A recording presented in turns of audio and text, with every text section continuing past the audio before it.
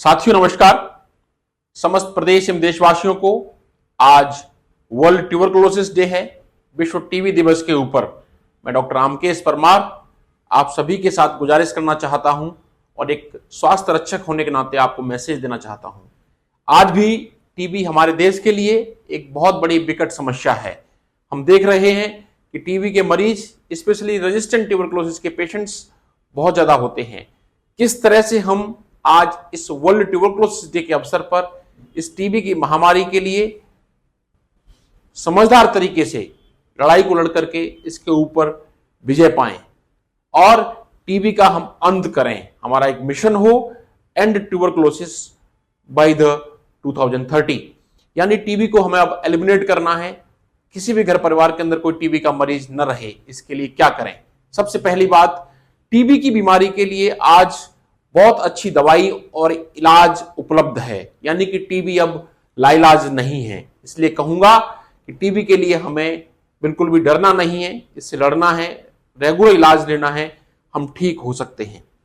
Number 2, TB को एक stigma नहीं बनाएं, एक सामाजिक स्टिग्मा नहीं बनाएं और इससे कोई डरने की, इसके कारण से कोई संकुचित रहने की और छिपने की आवश्यकता नहीं है। यह एक बीमारी है, इसका पूर्ण रूप से इलाज संभव है। इसलिए हम अपने चिकित्सक से, जो भी रोगी हैं, अपने चिकित्सक से इस बीमारी के लिए बात करें। अगर आपको टीबी है तो उसका तरीके से इलाज लें और सावधान करें। किस तरह से हम इस महामारी को स्प्रेड करने से रोक सकते हैं? सबसे पहली बात है कि यह बीमारी कॉमनली हमारे फेफड़ों को अफेक्ट करती है।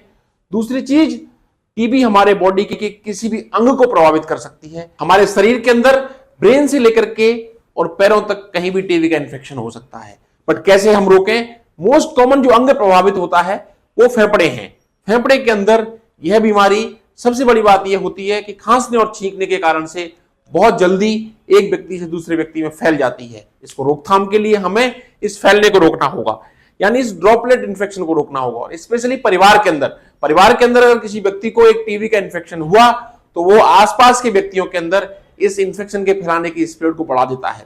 इसलिए हमें इस बीमारी की स्क्रीनिंग के साथ साथ इसके रोकथाम को भी हमें मजबूत करना होगा। यानी कि अगर किसी व्यक्ति को घर परिवार में टीबी है तो उसे थोड़ा ध्यान रखना है, हमें भी ध्यान रखना है कि हम मास्क लगा करके रहें। खांसने छींकने से फैलने वाली इस बीमारी के कारण से हम सावधानी पूर्वक इसका ध्यान रखें। दूसरी बात आती है कैसे स्क्रीनिंग करें। इस बीमारी को पता करने के लिए अगर हमें लग रहा है सस्पेक्टेड, आपको लंबी खांसी है, बुखार है, वजन कम हो रहा है, कफ में खून आ रहा है या इस तरह की समस्या है, तो अपने चिकित्सक से परामर्श करें। आपका चेस्ट एक्सरे, कफ की जांच और डीएनए स्पुटम फॉर सीबी0 की टेक्निक के माध्यम से हम इस बीमारी का स्क्रीनिंग और पता कर सकते हैं। डायग्नोसिस के बाद इसके रोकथाम के लिए आपके चिकित्सक की सलाह अनुसार उचित दवाइयां समय अनुसार प्रॉपर देखभाल के साथ साथ आप तरीके से उन दवाइयों को लेवें।